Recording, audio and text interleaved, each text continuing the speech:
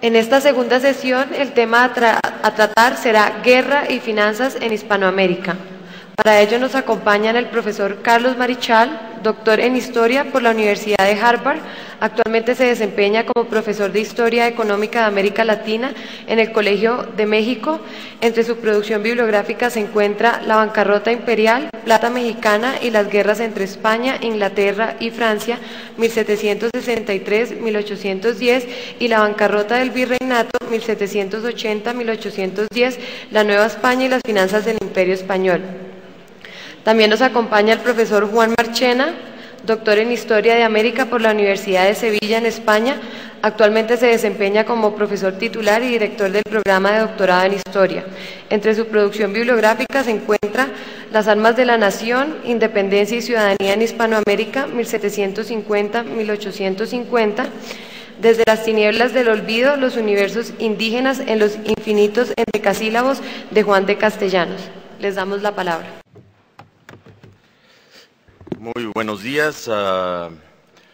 Me ha pedido Carlos Marichal que haga una síntesis del argumento fundamental de su ponencia, debido a que lamenta mucho no poder estar acá con ustedes por problemas familiares. Así es que voy a tratar un poco de sintetizar para dar paso a la charla de Juan Marchena. Bien, el argumento del trabajo de Carlos es América se convirtió a finales del siglo XVIII en un escenario alterno, un poco como lo veíamos en la charla del profesor Perry Anderson, de los 4 imperios de mayor importancia en el siglo XVIII: España, Portugal, Gran Bretaña y Francia. Entre 1760 y 1770 se produjo un proceso de reorganización en el Imperio Español que logró darle una extraordinaria fortaleza. Vemos la primera extraordinaria fortaleza en términos de sus finanzas para la guerra.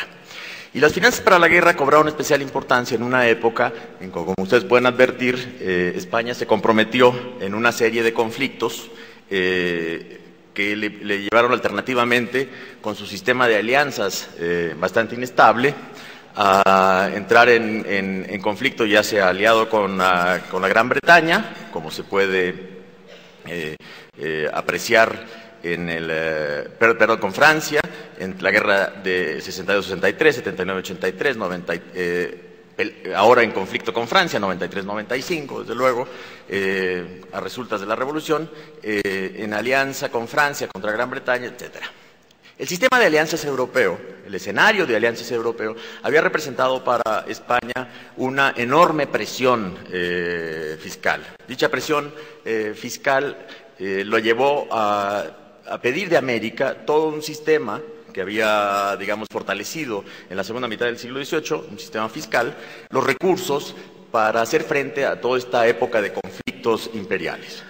El escenario americano es un escenario en donde, digamos, en medio de la paz relativa, ¿no? Todos sabemos de las rebeliones indígenas en los Andes y de algunos episodios en otras colonias hispanoamericanas. Sin embargo, en términos generales, el conflicto entre imperios en América estaba relativamente bajo control. Sin embargo, los conflictos atlánticos la llevaron a hacer una de las más grandes inversiones en términos de construcción armamentística. Esta paradoja se expresa en que pasamos al siguiente, en que uno puede tomar la competencia imperial a partir de cómo se da todo un proceso de fortalecimiento de las armadas, toda vez que, desde luego, el escenario fundamental de estos conflictos es marítimo, y como se puede advertir, entre 760 y 790, todas las potencias entraron en un proceso extraordinario de rearme. En el caso de España, casi duplicó su capacidad militar en términos de posesión de barcos de guerra, sobre lo cual será Juan Marchena quien hablará mucho más. ¿Cómo financiar un escenario de guerra de esta naturaleza? Bien, hay un escenario que tiene que ver con el fin de los imperios atlánticos. Gran Bretaña, por ejemplo, y esta es una parte de las paradojas de la época, perdió sus más ricas colonias en 783. pese a ser, digamos, la economía más avanzada de la Europa Atlántica y con la armada más poderosa.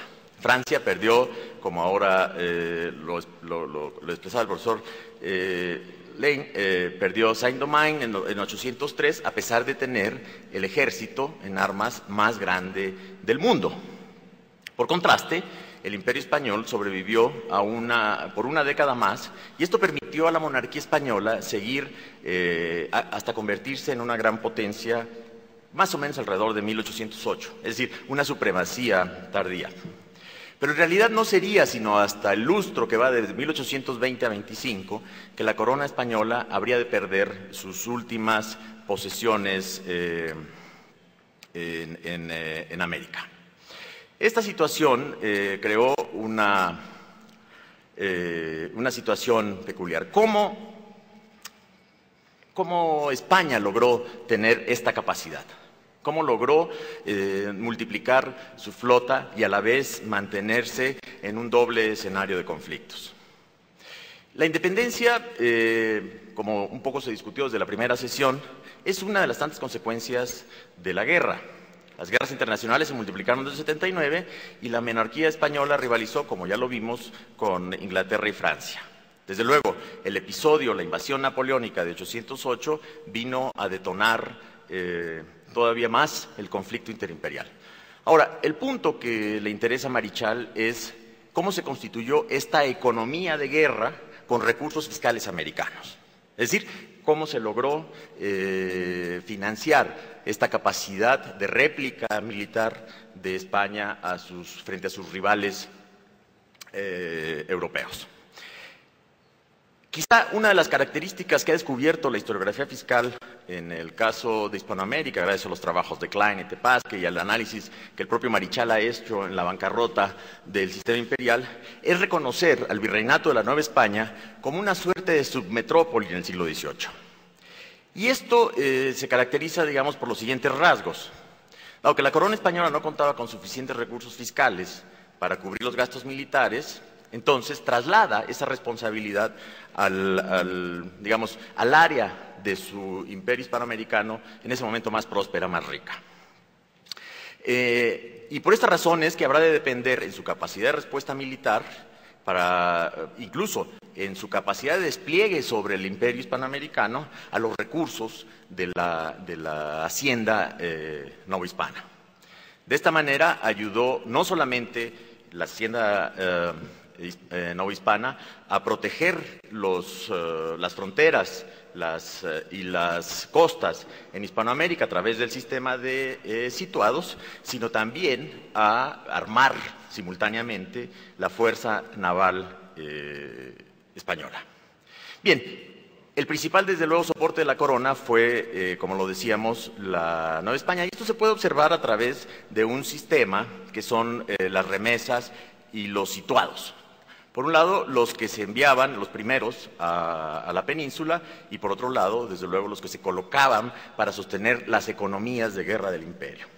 Y aquí, como pueden ver ustedes, las barras totales significan el total de transferencias que se hacía desde la caja de la Nueva España, que funcionaba como una suerte de caja matriz de concentración, es decir, todas las cajas de la Real Hacienda que estaban dispuestas fundamentalmente en el territorio norteño y que eran receptoras de la prosperidad minera, tenían flujos de caja que los movían hacia la caja central, que era la Ciudad de México, y que funcionaba como una gran receptoría de recursos. Es a partir de esta caja, entonces, que se da este doble movimiento. La línea roja hace referencia a la cantidad de recursos enviados al Caribe.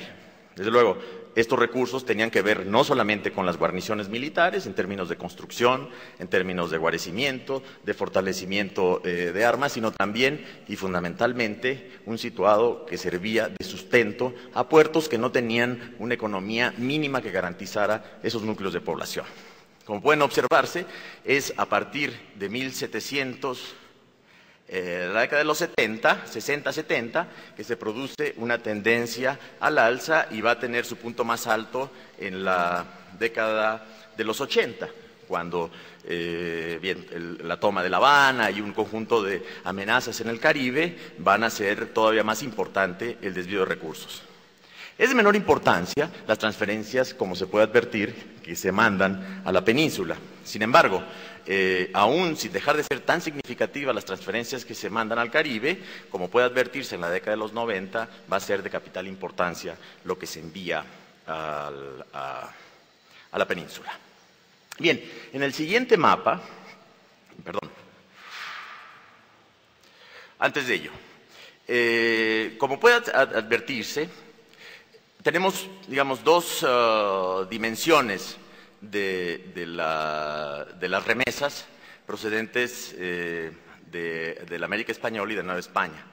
Como se puede advertir, a partir de la década de los 60, la importancia de las remesas no hispanas, que están marcadas en azul, ¿no?, son técnicamente fundamentales para el funcionamiento, no solamente del sistema fiscal, sino del sistema de defensa. Es decir, es la caja de la guerra del Imperio Español, en este caso, en América, de la defensa. El mapa sintetiza, como ustedes pueden ver, los flujos se expresan en el ancho de las flechas. El flujo fundamental es el que sale de Veracruz y se dirige a La Habana. En la Nueva España había dos pequeñas fortificaciones que daban seguridad, o por lo menos que cerraban el Caribe, que son Campeche y Isla del Carmen. En ambas habían fortalezas que lo que hacían era fundamentalmente avistar la entrada al Caribe o las amenazas que pudieran venir desde del Caribe insular hacia Veracruz. Estas demandaban recursos. Sin embargo, el contingente mayor de recursos son los que se envían hacia La Habana, que funcionaba como un centro redistribuidor de recursos, no solamente para el Caribe insular, incluso hasta Cumaná, sino también para la defensa de la Florida y, desde luego, de Pensacola. Esto nos muestra, en términos financieros, la estructura o la red de financiamiento, que es, de alguna forma, una réplica de la red o el cinturón militar que separaba o que protegía las posesiones españolas respecto, por supuesto, a sus competidores atlánticos. ¿Cómo se financiaba? Bien, la posesión más preciada del imperio era, desde luego, la Nueva España. Y los recursos, digamos, los grandes